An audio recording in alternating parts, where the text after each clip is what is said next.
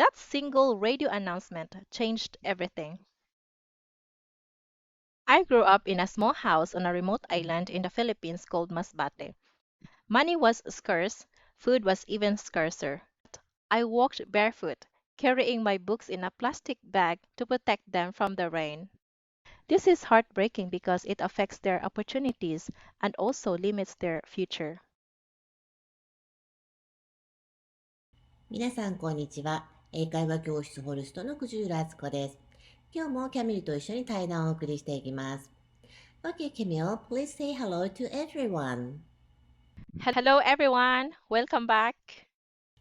はい、ありがとうございます。今日はフィリピンの教育システムとキャミルがこれまでどんな人生を歩んできたかについて話を聞いていきたいと思います。逆境を乗り越え、決して諦めず、夢を追い続けたキャミルの話に、きっと皆さんも私と同じように心を動かされ、勇気をもらえることと思います。Okay, let's dive right in. Okay, Camille, I've always been amazed how well Filipinos can speak English. Will you tell us why that is? English is one of the official languages in the Philippines, along with Filipino, which is based on Tagalog. English is used in schools, government, and businesses, so we are exposed to it from a very young age. So when do Filipino children typically start learning English? Most children start around 3 to 5 years old in preschool and kindergarten. By the time they reach elementary school, subjects like math and science are taught in English. This continuous exposure really helps build our proficiency.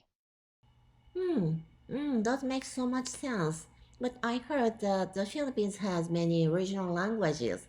Are they like dialects of Tagalog? Actually, no. Regional languages like Cebuano, Ilocano, and Hiligaynon are entirely different languages. Each has its own grammar, vocabulary, and linguistic structure. They are not just dialects of Tagalog, but separate languages altogether. Wow, I see. So, does that mean many Filipinos naturally grow up speaking three languages? That's incredible. Okay, well then, can you explain how the education system works in the Philippines? In Japan, we follow 633 system. 6 year in elementary school, 3 year in junior high, and 3 years of high school. Is it same in the Philippines? Since 2012, the Philippines has adopted a K-12 system. This includes 1 year of kindergarten, 6 years of elementary school, 4 years of junior high school, and 2 years of senior high school. The K-12 system was introduced to improve the quality of education and help Filipino students compete globally. However, it's not always easy for families, especially those living in poverty. Education up to elementary school can be more accessible, but continuing through junior high school and senior high school can be a huge challenge. Families struggle to afford school fees, uniforms, transportation, and other materials. This financial strain means that many Filipinos from low-income backgrounds are forced to drop out after elementary school. This is heartbreaking because it affects their opportunities and also limits their future. That sounds really tough. Okay, can you share the story of your childhood, especially how these challenges affected you? I grew up in a small house on a remote island in the Philippines called Masbate. The first memories of my childhood are not of toys or birthday parties, but of struggle. My parents broke up when I was only 4 years old, and my grandparents took me and my younger brother under their care. They were simple farmers, and though they gave us love, they couldn't give us much else. Money was scarce, food was even scarcer. We often stretched our food supply or rice supply by mixing it with sweet potatoes. It seems like you went through a lot. But amidst those struggles, were there any moment that brought a sense of joy or wonder? I still vividly remember growing up in a small community of about 50 families. We don't have that much, no gadgets, no toys, but there was one thing that felt magical to us, a TV. Only one family in our community owned a TV, and they used it as a small business. They charged around 6 yen per movie for anyone who wanted to watch. But for many of us, even 6 yen was too much. So we'd gather outside their house, hoping to catch a glimpse of whatever was playing. Sometimes, if we got too close, they'd cover the TV with a curtain to block our view. It might sound funny now, but back then, that TV was like a portal to another world, something we could only dream of experiencing fully. That's such a vivid picture, Camille. Okay, what was your home like back then? It was made of bamboo and coconut leaves with a bamboo floor elevated just enough to avoid flooding. During typhoons, the roofs would leak and we'd scramble for buckets. Nights were the coldest, with the wind blowing through the gaps, making it hard to sleep. Over the years, this house was rebuilt not to perfection, but with better materials like galvanized steel. And you walked several kilometers to school every day, didn't you? My elementary school was about 4 kilometers away. Sometimes we'd pick guavas from trees on the way, which made the walk more fun. But I walked barefoot, carrying my books in a plastic bag to protect them from the rain. It's incredible how much effort you put into going to elementary school. But didn't things even get harder as you got older? Yes, they did. When I started high school, the walk to school was even longer and scarier.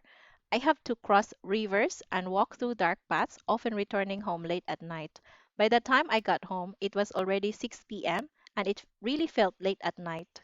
I still remember how scared I was, especially when I have to walk through dark paths and cross rivers.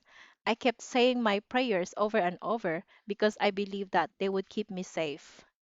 That must have been so frightening. Did you keep doing it until you graduated? No, I know I couldn't keep doing that, so I made a plan. I asked my teachers if I could do house chores in exchange for a place to stay, food, and help with my school projects. Thankfully, a couple took me in and I was able to continue my studies, and I will always be grateful to them. How old were you back then? I was 13 when I started working at my teacher's house. Hmm, I'm proud of you doing that by yourself at your age. Then something amazing happened, right? You reunited with your father, didn't you? Will you tell us about that? Yes, my father had been searching for us for years. One day, he made a public announcement on the radio, hoping that it would reach someone who knew us. On that same day, our neighbors rushed over, excitedly telling us about the news because we didn't have a radio at that time. According to the information on the radio, my father said that my uncle, who is his cousin, lived in a nearby town. So if we ever heard the news, we should go there. That single radio announcement changed everything. That's like something out of a movie. How did you feel when you finally met him? I was overwhelmed. My father was living in Cebu. Moving into my father's house was like stepping into a new world. They have a TV and an electric fan, things that were normal for many but seemed like luxuries to me. For the first time, I could focus on my studies without the burden of farming and household chores. Mm, it's amazing how your life changed after reuniting with your father. But you still had another responsibility, supporting your younger brother. Yes, after graduating in university, I started working soon after to help my brother support his education. He is now working on a ship sailing across the world. In the Philippines, it seems common for older siblings to take on this role. That's true. For many Filipinos, supporting family comes before personal dreams. It's a sacrifice born out of love, but it can make pursuing your own dreams very difficult. They kept telling themselves just a little longer, but that perfect moment never actually seems to come. Your story is truly inspiring. You faced so many challenges, but because you never gave up on your dream, you made it this far. I'm really proud that you are here today. Also, thinking about how you will start your own business and become a role model for others and inspiring even more people filled me with pride as well. Looking back my journey from a barefoot child crossing rivers to an educator supporting her family is nothing short of extraordinary. My past may have been filled with hardships, but it also built the foundation of who I am today. Though I never wished for anyone to experience the struggles I faced, I am grateful for every challenge that shaped my destiny. For those who are fighting their battles, I say this: no matter where you come from, no matter how hard the road, never stop dreaming. Your story is still being written. That's such an inspiring message, Camille. Your words remind us that no matter when and where we start, we have the power to shape our own future. I believe that our paths crossed for a reason because we are stronger together. 私たちは日本人の学習者にとってより良い教材を提供し、フィリピンの起業家を支援することを目的としたクラウドファンディングに取り組んでいます。ぜひ私たちと一緒に明るい未来を築くためにご協力ください。次の動画では私たちが提供しているオンラインレッスンの内容について紹介していきたいと思いますので、ぜひ次の動画も楽しみにしてください。Don't forget to like and subscribe to our channel. Thank you for watching. See you next time. See you next time. Bye. Goodbye.